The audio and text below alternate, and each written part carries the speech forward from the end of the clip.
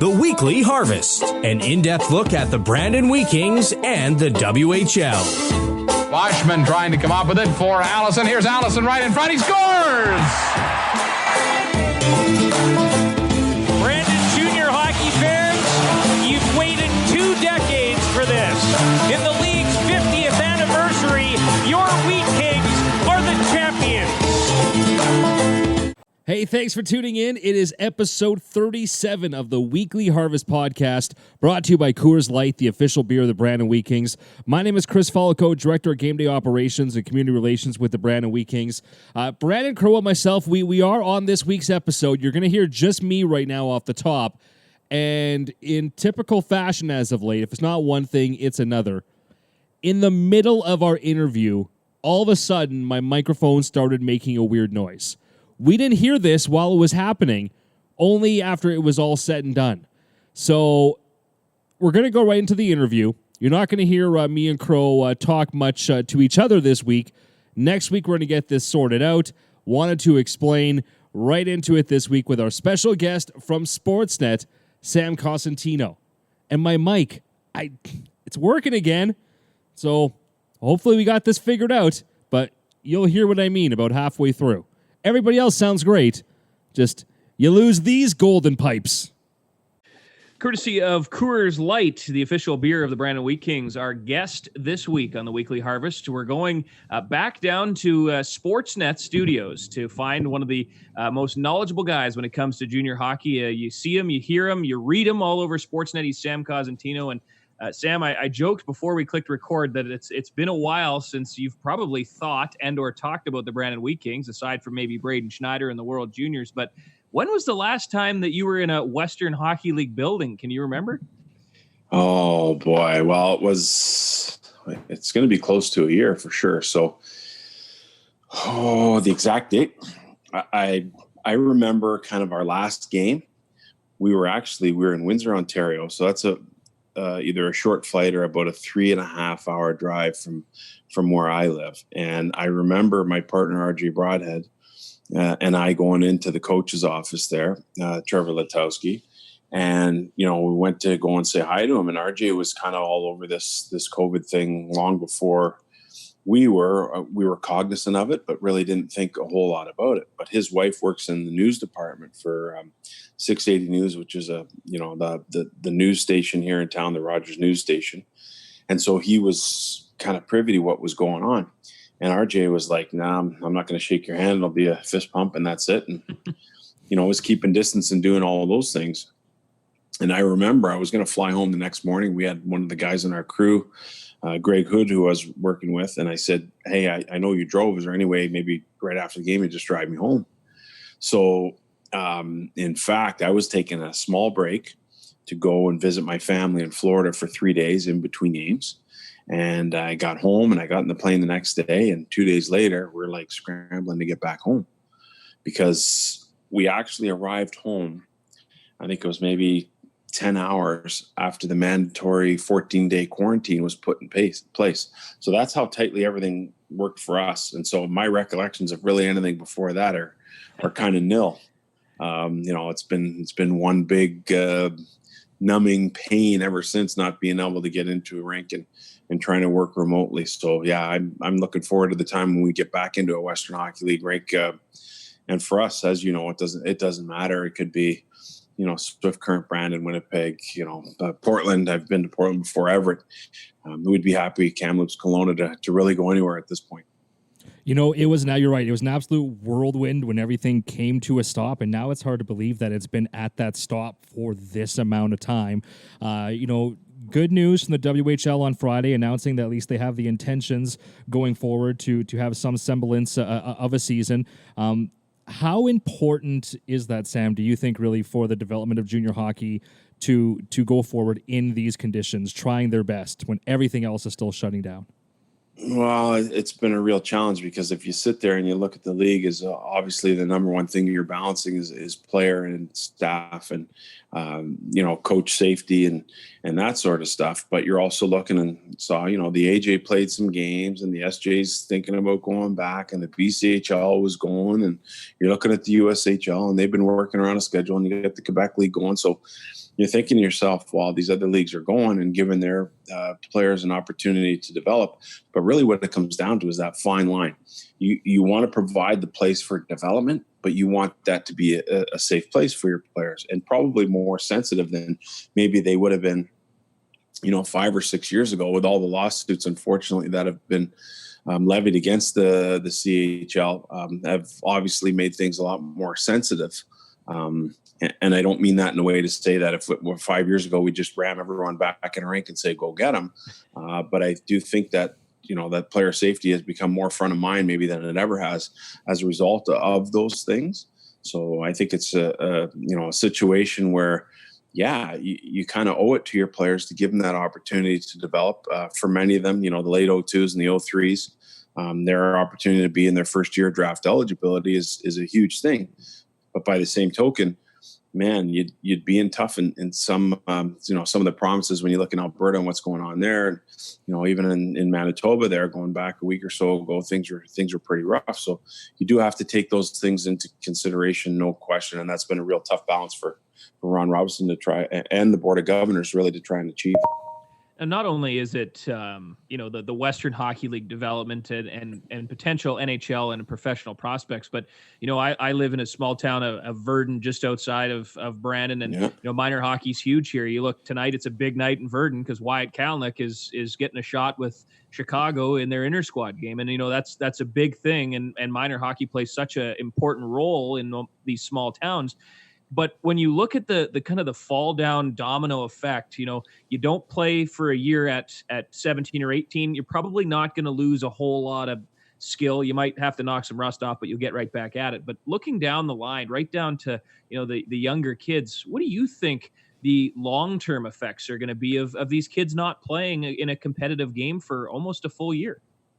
Well, yeah, I think it's probably going to start somewhere at the top, to be honest with you. And I think the NHL might, end up looking at what they're going to do with their draft. And, if they move the birth date age for the NHL draft up to 19, which that case has been made before, maybe it allows everything to fall in place thereafter. I mean, I know the WHL has already put in place some plans for their draft, which will be a total oddity. I believe they're going to have it in December. So at least give, I think it's the 05s that they're drafting now an opportunity to be able to play some games where people can actually see them. So it's you have to think about fairness to the player. You have to think about fairness to the team as well, because the lifeblood of any junior hockey franchise is its ability to draft and develop players. And as you get closer to being a contending team, then of course you might move some pieces and trade away some of your future, of course, to satisfy what the immediate looks like for you, which, especially fans in Brandon have seen that happen before. So you have to be really cognizant of that. So I think it really is going to start at the top. And I think once the NHL season gets going, and if they do find some flow to it and it's going well, then the conversation will slowly turn to what the draft is going to look like, even though some of those dates are in place. But that may very well have a trickle-down effect on what we see Quebec League, Ontario League, and of course in the Western League. And so is it really fair to be drafting those players? Is it fair to those families? But equally as important, is it really fair to the teams where they haven't been able to get proper viewings of the kids that they're trying to build their franchises around? So, Sam, gotta ask now, let's switch things to a little bit lighter because it's been very serious so far. In the off time, I know a lot of people have kind of done different hairstyles, different facial hair. For those that are listening, they're not going to be able to see, but there is, of course, the video component of the podcast here. I have had very poor facial hair that I've been trying to go throughout. You have got quite the facial hair getup. Is that what you've had the whole time, or has that just been lately? You've been having fun with it. What's been your quarantine hair situation? Yeah, we've been fooling around with it a little bit, and I call it kind of like bars and flow. And some of the Instagram live stuff I've been doing, it just slide a little hashtag in there called bars and flow and tuck it away so you can't really see it, just to see, what kind of viewership it might bring. But yeah, just changing it up a little bit. Honestly, I don't think I've had hair this long probably since I was in grade 6 or 7. So you can look up my age, but that is a long time ago. And it's funny because one of the guys I've played Monday night hockey, just pick up with a bunch of buddies, and this goes back, probably 25, 27 years now. And one of the guys that we play with regularly is Dennis Marouk. And Dennis is always quick to point out, he's one of 26 or 27 60-goal guys the NHL has ever had. And he always goes back and points to his stats. Even at, his age of 60 plus, he's still moving around guys that are a lot younger. And so he's always quick to point it out. So as a little ode to Maruki, went with the old handlebars there just to switch things up a little bit and, do a little work down here. So it's been fun. I get my chops busted by some of the guys over at Sportsnet, but it's been fun and just something to change it up. I think one of the things about the situation we're in right now is that you have an opportunity where maybe you're not always in the suit and tie, and maybe you're not always in the most formal of settings. And so you get an opportunity maybe to show off a different side of your personality than what we might normally have that opportunity to do. And so as part of that, I'll just flip this around for you guys. And I don't know if you can see it, but Sportsnet here, it's going into the office. I think you can see it now. They were able to install a camera here for me during COVID, especially to be able to talk about the World Juniors. So, we did kind of still had that Sportsnet platform, and then, you got a different crowd that we're kind of being encouraged to increase our social media presence, which, as you guys know, hasn't been one of my strong suits. And so just doing things a little bit differently and just giving off a little bit of a different look. And a little ode to Maruki never hurt either, I guess. Well, Chris and I have been joking when we were doing this back in March, when we were just kind of getting shut down, him and I both had, some great hockey flow. You get it all slick back for the Jumbotron and for whatever pregame videos. Well, about a month ago, I finally just, you can't get to a barber. You can't go sit down in a chair and, have your guy cut it. So I went over to my in-laws' house and I sat down at the kitchen table and I said to my mother-in-law, get the clippers. You're taking it all off right to the wood. And she probably asked me, because she knows, I wear the suits and you're on the camera all the time and the TV. And she said, "Are you sure?" Probably 15 times before she finally put the clippers to the forehead and away she went. And I haven't regretted it yet, but I haven't had a camera pointed at me yet. So, well, I guess based on looking at it, I guess we know what the mother-in-law thinks about you. Yeah, it was. No, I just giving you a hard it was time. Pretty funny, but Chris made light of the hair and the mustache, but a lot of people have tried to find things to do during this whole time off. And I don't know if you've noticed this. Now I know you're not on Twitter. You may have a burner account or something to scroll through the news, but Trent Miner, a Brandon kid, draft pick of the Colorado Avalanche. Yeah. He took this time off to get his private pilot's license, and he graduated with his pilot's license like a couple of days ago. So, cool. That's just a great story. Young kid just puts his mind to something and comes away with it. Your to-do list, from your family or your friends, things you got to get done around the house, whatever. What did you get up to here in the last handful of months? Well, I guess I'm not flying from Brandon to Vancouver, so I didn't have to worry about getting the pilot's license. But yeah, it's been a lot of family time, and when I go back and look at my career, basically, the heavy travel kind of started in 03, 04. And I got married in 2011. So I've never been home with my family as much as I've been this time around. I've never been home. Honestly, in 20 years, I've never been home for this stretch of time.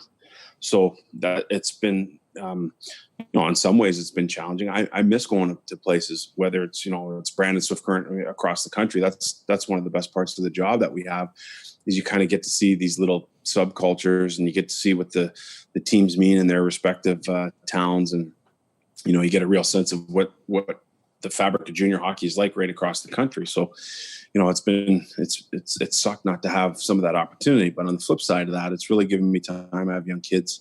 And so being able to hang out with them, homeschooling has been a bit of a challenge. We were into it towards the end of last year, and we were good up until Christmas, but now we're heading back into that. This thing will go to air Tuesday, so we're heading back into that Monday morning, and we'll see how that goes. So, been doing a lot of that.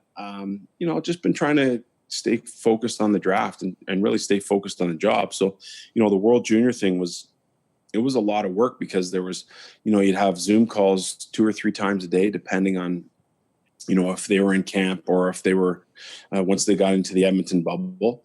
Then you're trying to watch games the rest of the tournament, not only to be able to speak knowledgeably about the tournament, but also to be able to speak and watch players for the draft. So as you guys know, that's one of my responsibilities at Sportsnet, is to keep an eye on the draft. And, rarely are you getting the kind of footage that we were able to witness at the World Juniors. If I'm searching through the internet or using one of my video platforms that I use to kind of scout with. So I've been really just keeping my eye on that stuff.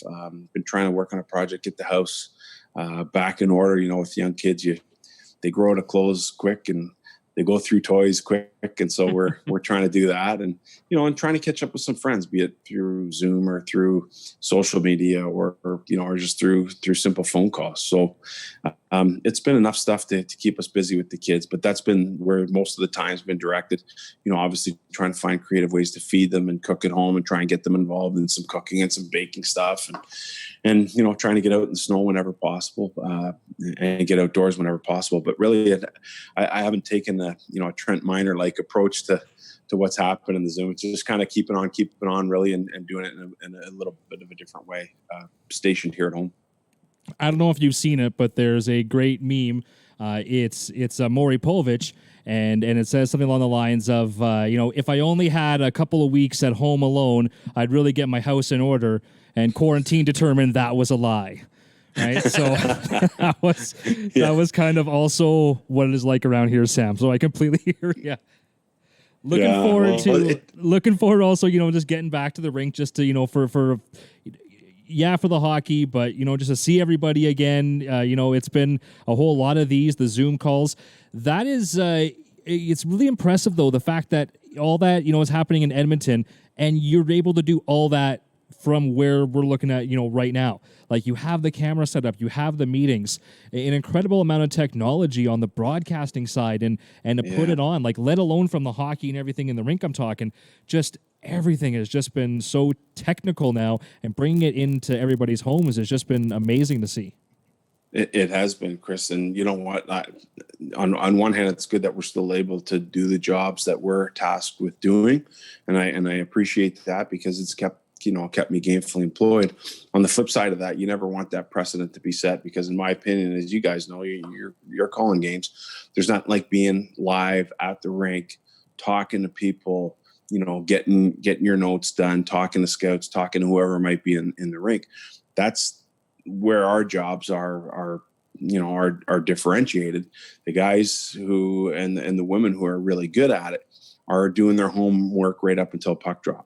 So you can do your research and you can look at stats and on paper and have all that stuff sorted out. But really what makes broadcasts interesting are the anecdotes that you can provide based on who you're talking to, coaches, players, scouts, all of the above that I mentioned before. Sometimes you run into an NHL GM, sometimes you run into a team owner. That's what makes our jobs, I think, a lot more interesting are those types of conversations. So, and when you're calling a game, you can't call it off a screen. I mean, you can do it to get by, but in order to do the job properly, you have to be there. You can see, if there's too many men on the ice, it's pretty clear to the color guy where it happened, why it happened, so on and so forth. There's penalties being taken. There's a whole bunch of things you can see. A guy left the game earlier because he was injured. You have a better sense of all that. So on one hand, I appreciate the technology for keeping me gainfully employed. I hope it's not a precedent moving forward that we're calling games from studio, because I truly believe that the art in our business is all the work you do right up until the puck drops, and then your kind of natural instincts take over after that. Well, we're obviously pretty biased because Ray Ferraro is one of the greatest Wheat King goal scorers of all time, and I'm sure you've heard that a few times, both from him and the jokes running on TV. But you got a chance to watch all the games, albeit on your TV or on your computer or wherever you're watching from. What did you take about Braden Schneider's tournament? Now, obviously, it didn't start great for him. He played like Braden Schneider plays, and in international hockey, that's a no-no. But after that, I thought he got better with every game, and I thought his last 2 games were the best games he played at the tournament. Just talk a little bit about Braden's tournament and maybe, where you see him moving forward with the Rangers. Well, I think as it wore on, you could tell he was getting more comfortable. He was becoming more assertive offensively, and there'd be times where you'd see him down in front of the goalie as, the support guy on the rush. And, I'm sure in Brandon you see that, but when you get into that national team situation, things are a little bit different. And there's no question that he was originally cast as a guy to be that tough, physical, stay-at-home, shut-down defenseman, which you also play witness to in Brandon all the time. But I liked how he was feeling comfortable enough, with the systems, with his partner, that that he became more assertive in that regard. And I think that's one thing about Brandon. Like, when I look at his game, I always thought that that's where he was going to make his mark. But I also felt that after a certain amount of time, he'd also be a guy that would help contribute offensively. Now, again, when you look at his numbers in the Western Hockey League, the offensive numbers are not a problem. That's something that's always been part of his game, because he's been able to, he shoots the puck, he can play power play, he can log a lot of minutes. He's a big guy. He can do all of those things. And then I think as you make that progression into pro, you almost have to take that step backwards, and you have to realize what it is that got you there, why you were drafted, and then reestablish the other part of your game, the offensive side in Brandon's case, to be able to do that. But one thing, having met him a few times and really impressed him, I had a chance to really sit down with him for 10 or 15 minutes at the prospects game. And I was really impressed of his self-awareness. And that's one thing that's really difficult, because players in their draft year are so often focused on point production, and that's it. Where when you have a guy like Dave Lowry behind the bench who can, be a testament to, I know who you are. I know what you're good at. This is what you're going to focus on. We'll worry about the other stuff later. So if Brandon needed that reminder, he had a guy like Dave Lowry to help give him that reminder. But in my opinion, he was self-aware enough to know, hey, this is what I do. This is what I do well. This is how I'm going to make my mark. This is how I'm going to make it, on the World Junior team. To be honest with you, I thought he was awesome last year, because camp was about 10 minutes from my house. So I went to all the camp games. I thought he had a real legit shot to make it last year. And so that experience also served him well. So I was really impressed with his play, somewhat surprised by how assertive he became by the end of the tournament. It was excellent to see, because mentally, we all know that the Western Hockey League, the OHL and the QMJHL, amongst those 3 leagues, they all play differently, and the rules are maybe a little bit different between the 3 leagues. You always see it at the Memorial Cup. Different things are called differently, whatever the case may be. But then you add the international side of it, and it completely changes, because everything is just that much more strict, and everything that comes along with it. But the thing was, when Braden laid that first hit against Team Germany, us, Chris, myself, the other guys in our group chat, whatever, we were all saying, that's just a Braden Schneider hit. He throws 5 or 6 of those a night in the Western League, and the referees don't even notice. The thing that surprised me was that it was actually a Western League ref that gave him the penalty, which I had to chuckle at, because, if he does that on a Wednesday night in Swift Current, it's probably not a penalty. Right. Yeah. And what's interesting, because I've had some debates with some of the guys that I talk to frequently as well. And for Brandon, that was about as clean a check as you can make. It was clearly a shoulder, but it was, unfortunately, the contact was to the head. And so the way I look at it, I mean, even in our leagues, guys, the way things have become so sensitive, I don't really have a problem with that, because the rule is very clearly defined. And so it takes away the ambiguity of, he was turning, he was shielding himself from the puck, this guy's taller, this guy's bigger, smaller, faster. It takes away all that ambiguity. It takes away any gray area. And I think we have, in our league and leagues everywhere, have tasked our referees with taking so much responsibility. Is this guy winning a race here? Where was he when the puck went by the icing line? Was he going? And all of these things where we put so much gray area in the responsibilities of their jobs, which are really difficult enough as it is when they have to call the things that are objective. So this is another one of those areas for me that especially in our league, and we're trying to protect kids, and you do see a difference. Even some kids that come into the league at 15 years old, they're getting their AP games in or whatever else, and they're playing against the guy who maybe at the end of the year has already turned 21.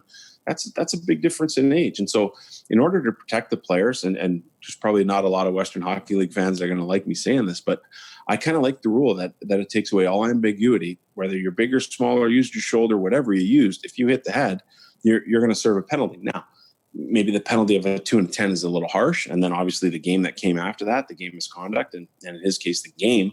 But we saw a lot of checks in that tournament that were 2-10.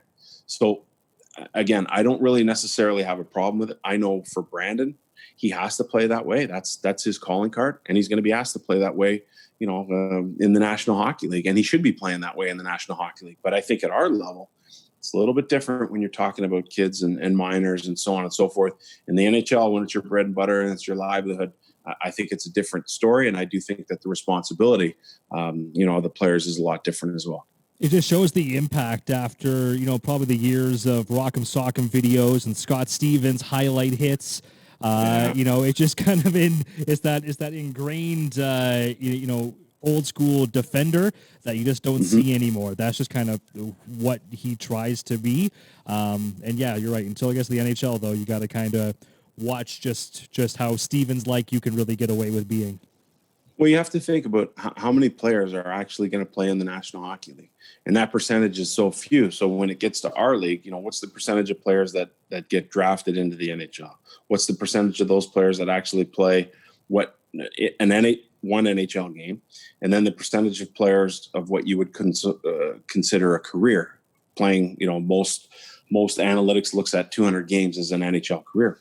That percentage is so minute that when you're looking at 21 other players on the ice or 19 other players on the ice, you have to be cognizant of the fact that, there's a pretty good chance that 19, if you're taking 40 people, there's probably 38 of them that'll never see a game and get paid to play professionally. So we have to take care of those people, where they're going to be, they're the doctors, the lawyers, they're the future of what our society is. And we can't forget that.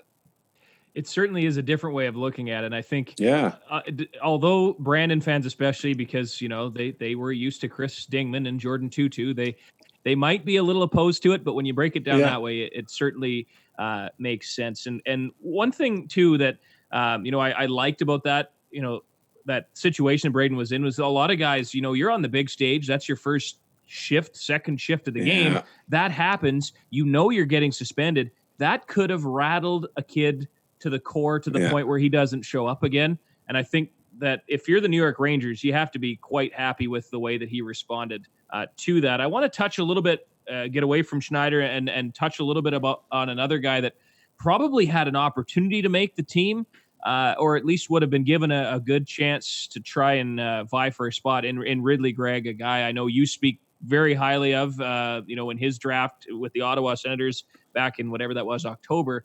Unfortunately for him, COVID has done a number on him, and he's still working on recovering, getting back to 100%. But what do you think of Ridley Gregg and the way he's really developed and turned himself into a top prospect for an Ottawa team that's really done well on their rebuild? Yeah, no question. And he has to be really excited to be part of that on one hand, knowing that he's going to have an opportunity with that young group to maybe take things to the next level, but also it provides, and I think in Ridley's case, probably something that he enjoys. It's going to provide a level of competition with players that are close to his age group that he hasn't seen before. So I also do think, in terms of him and his personality in particular, and knowing him and his dad, fairly well, that was something he would definitely relish. So when it comes to his style of play, I think he's also another guy that benefited from what Dave Lowry had to bring to the table, because Dave was a hard guy to play against. He was a big guy. He was a miserable SOB. He still was as a coach too, but yeah, I'm hoping he doesn't hear that, because I'm sure he'll find a way to get me back for that thought. Oh yeah. Well, I can agree with that. But really, I think the perfect guy to mentor Ridley and the style of game that he exhibited. So you're talking about a guy that's a throwback guy that, he hits to let you know that he hit, not to separate man from puck, but to add a little bit more to it than that. And then the one thing that I think people fell asleep on a little bit was his skill. Ability to score goals, good playmaker. I mean, the skating, was one of the hallmarks of what his dad brought to the table. He wasn't at his dad's level, but you could see him progressing to get to that level. And then you have the NHL bloodlines. That always plays. I don't care what anyone says. If you have two players that you think are like players, and maybe right here, you're always going to side with the guy that's got NHL bloodlines if you're drafting. That's the way it's gone for 100 years. And you can understand why, is because those players aren't rattled by what's going to be in front of them. They've either been taught that by their dad, or they've been exposed to it by being in dressing rooms with their dad, or, in Ridley's case, maybe in rink scouting players and whatnot. So he does have that kind of in his back pocket. But I'm a huge fan of his. I love the way he plays the game. He's a power forward that probably in the Western Hockey League, he's got just enough size to be able to do that. But that's something that I think, bigger, stronger, faster are all going to be things that he needs to work on in order to play that same style of game going into the pro level and eventually into the National Hockey League. But he was a guy I'd projected to go a little bit earlier in the first round. It kind of surprised me when we got down to where he was there. And I thought, okay, well, this is Kelly McCrimmon for sure is going to be, knocking on his door. And then as it turned out, the third of 3 first-round picks by the Ottawa Senators, and a really good pick at that, because when I look at what they did earlier in the draft, obviously you got Stützle, and he's a guy maybe you project down the road to play center. You got Sanderson, who I thought the world of as the best defenseman in this draft class. I truly believe that, projected him to be that for most of the year. And then I look at a guy like Ridley Gregg, who brings kind of a little bit of Jake Sanderson and a little bit of the skill of Stützle. Yet, he's a guy who can play center, can play wing for you as well. So huge fan. Love the way he plays the game. I hope he's able to progress in a manner that will allow him to play that style of game at the next level.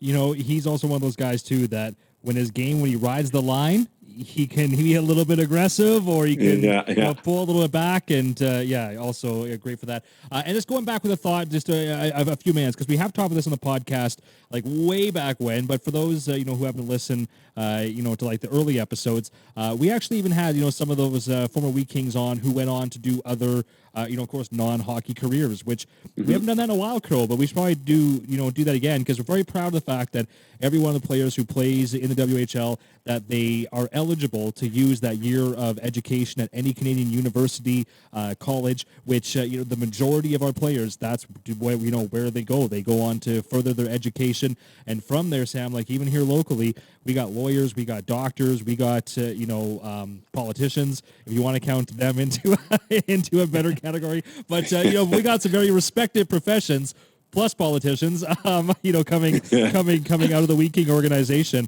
It's just, Dr. Jeff McIntosh. Exactly. Former goalie. He's my dentist. He cleaned my teeth a couple of weeks ago. We had a good chat about the Wheat Kings. There you go. Runs Princess Dental. There's no free ads. Can we say that? Nice. Well, here's a guy who would know a thing or two about teeth, I guess, right? Chris, though, you're right. One of our first guests ever, and this is a guy that you probably haven't thought of or heard his name in a while. One of our first guests originally, actually, he might have been our first guest ever, was Kurt Jory, who had a kind of a bounce around junior career, Moose Jaw Brand, and then went to Brock University, and of course had the skate to the neck that caused a major injury. And he's actually used that to now be part of a bigger cause, getting young Western Hockey League and Canadian Hockey League players to donate blood and to get tested for the stem cell research as well. So it's strange how sometimes you think at 18 that hockey is the only thing that matters to you, and all of a sudden it changes. And I think a little bit of the COVID-19 thing has maybe changed that perspective for all of us that work in hockey as well. And Sam, before we let you go, we usually do a wrap up of just some kind of behind the scenes rapid fire type questions to let our listeners know a little bit more about our guy, maybe away from what they already know about him. So I'll kick it off. It can be short, it can be long, It can be however you want. But what is your top broadcasting sports moment? If you think of a moment, you close your eyes and go, that's the pinnacle of my career. What is it?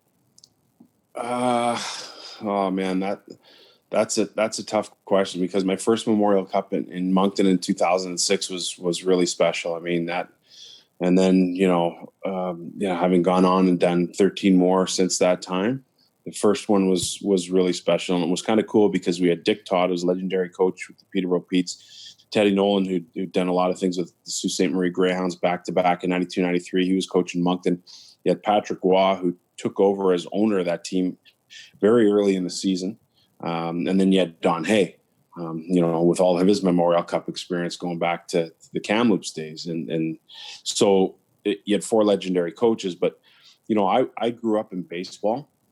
And so the weekend of October 7th and 8th of 2010, I had the pleasure of calling one of the greatest debuts in Major League history. It was J. Pierre and CBA went 4 for 4, 2 doubles, 2 home runs, drove in 6. And then a day later, Brandon Morrow threw a one-hitter, and it got broken up with 2 outs in the 9th inning on a weak ground ball by Evan Longoria to the right side that Aaron Hill actually caught and played. But it was such a weak ground ball, and he was playing deep in the, kind of in that hole between first and second that he couldn't throw him out. So doing those 2 games back to back, Toronto, Tampa, was a good rivalry.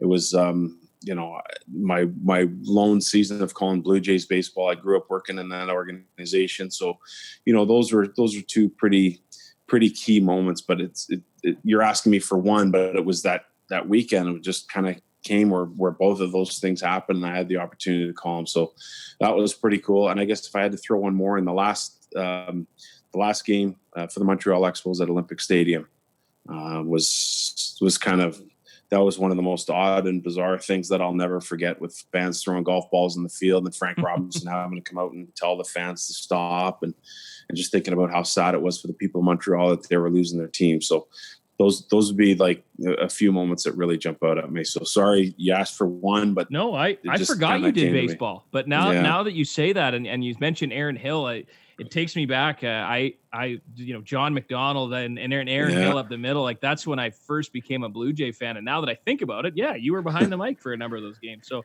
anyway, that's cool. I totally forgot about that. Yeah. Are you on Spotify, Sam?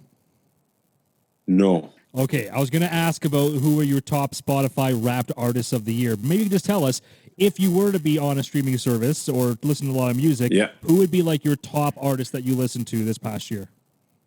I do a lot of Jimmy Buffett. I'm a huge Jimmy Buffett fan. So he's a guy that kind of takes things back and is chill and is, hence the long hair. It's kind of easy. Long hair, mustache. You definitely fit in with the Jimmy Buffett kind of crowd. He's wearing a Hawaiian shirt too, for anybody that wants to imagine it. Crow, can you name one Jimmy Buffett song? Margaritaville. Okay, name one more. That's the only one I got. Yeah, me too. I'm sorry. Okay, well in that case, what's the ping pong paddle behind you there, Sam? What's the story behind that? Are you a big ping pong champion, or? Well, I was on this particular night, so I don't know if you can see it a little closer up there. I'll show you. It says Smash Fest. So that was I got invited to play in Smash Fest, which was a Dominic Moore initiative that he started in with the NHLPA being in Toronto and a lot of guys based in Toronto in the off season. He held a ping pong tournament at a microbrewery that had kind of an outdoor element to it. So it's a really cool place. A buddy of mine actually got married there many moons ago. And so Dominic Moore held the tournament there, and they have an all-pro setup where just the pro hockey players. So Patrick Eaves he's the undisputed champ when it comes to that. Then they have like a pro-am. So basically there's two people plus a pro. So I was considered an am. I had a chiropractor that we played with, and William Nylander was our pro. And so you played doubles, and then everyone just kind of rotates in and out. And we ended up winning it that year, the pro-am. So me, William Nylander, and I forget her name, but chiropractor, who she was awesome. She was really, really good and probably sealed it for us. So that's the trophy from Smash Fest there, 2018 champs. There you go. Well, on that note, that's just a unique trophy to begin with, but you got lots of pucks behind you, lots of golf balls. When you spun the camera around, we saw your baseball collection, and I believe you have a wall of bats somewhere too. Correct? Am I correct? I do. Yeah. So what's your favorite piece that you would, if you're if you had to leave your house for whatever reason, you could take one piece with you, which one are you grabbing? Yeah, that's a good one. It would probably be my my Regina Pats 100th Memorial Cup commemorative jersey. For me, that's kind of the epitome of what my job's been for the most part. And being able to call the 100th was really, really special. Like, I think back to that time and the Pats did such a good job, and I bugged them for a while about getting me a jersey, and they were finally able to get me an authentic jersey that I can hang in my basement. But is that the maroonish one? Like the darker it's blue. red? It's a blue one, and it's got the one they wore at the tournament, not during the season. Yeah. The one they wore at the tournament. Yeah, so that was pretty cool. But you know what? Really funny story about those bats. So when I was 16 years old, I worked for the Toronto Blue Jays. I was a bat boy and a ball boy for the visiting teams. And what would happen was at the end of each homestand, and this story will tell you how much things have changed in sports. So at the end of each homestand, there was a bat boy, a ball boy, and then 3 clubhouse attendants. Okay. And they'd work in there. We'd do all the laundry. We would unpack the bags. And then during the course of the game at Exhibition Stadium, I worked down the right field line. I'd protect the catcher because at that time the bullpens were in play. So anyways, long story short of it is whenever a visiting player cracked a bat, we'd put it aside. And then at the end of every homestand, we'd have a draft. And so you'd have all kinds of guys that, this is Manny Ramirez, Albert Bell, Rafael Palmeiro. There's all kinds of guys that, when I was working there, started there in the 80s, and we'd have a draft. So all those bats are essentially cracked bats. Now, there's a couple in there, Shannon Stewart, Jose Canseco, Sean Green, good friends of mine from when I worked with the Blue Jays that personally signed stuff to me. The late Tony Fernandez is something that I'll forever cherish. And that might be the other item that I would take with me because Tony was such an unbelievable guy.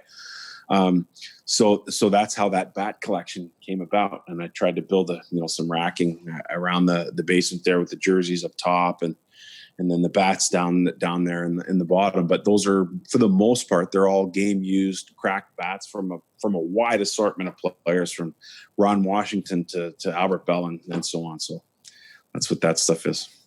Boy, it must be nice to have a wife that hasn't turned your sports memorabilia lounge into a home gym, because I got a lot of cool stuff, but it's all in Rubbermaid totes in a green bin at the farm. So maybe someday I'll Hey, you know what though, Crowe? At least she's the one using the home gym and not trying to make you use it. So just be thankful. Hey, just be thankful there. The first time that we do a crow's nest and it's up on that brand new Jumbotron at the rink, and she sees how wide everything looks on that screen, I'm pretty sure she'll have my feet taped inside the exercise. And you'll be back going there. There you go. Well, Sam, this was awesome. I appreciate it. I do want to give thanks, and I have to say this because he texted me today and told me I had no choice. I got your contact information from former Wheat King coach Dave Manning, who of course says hello. But of course, him and his partner Jen have started a new bus company called Compass Coach Lines. So he wanted me to throw in a free plug for Compass Coach Lines. They're driving around all the MJ teams and the AAA midget teams. They got some real nice buses. It's unbelievable. Yeah, actually. You know what, Sam? And actually, unbelievable guy. Yeah, they got 3 real good ones, and they just did a big thing as well for like a big Christmas parade when it was the Christmas season as well to help kick it off for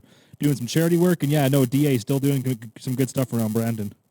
Well, no doubt he'd be a successful guy in whatever venture he was going to be in. But I thought he did a hell of a job as the Wheaties coach. I think Don is going to do a great job with all of his vast experience, and then my good buddy here from Ontario, Todd Miller, making his way out there. So I think he's going to be doing some stuff there as well. And looking forward to getting everyone back on the ice, and hopefully there's an opportunity to get back there again and see that nice new Jumbotron. Yeah, that'd be nice to see in Brandon. It's been a long time since you've come through the Wheat City, and it seems like it's been a long time since any of us have been in the press box. But we have to get some haircuts for me and Sam, and I got to grow mine out, and we have to grow out Crowe's. So it's going to be a little bit of time here, but there we go. Nice. Yeah, there we go. Nice. Awesome. You guys look like a couple of hippies. I feel like it. Thanks a lot, Sam. Really appreciate you doing this with us here this week. Yeah, right on, Chris. Brandon, thanks for having me on, guys. See you later. Be sure to follow Q Country and the Wheat Kings on Twitter and Facebook for all your Brandon Wheat Kings news. Thanks for listening to the Weekly Harvest.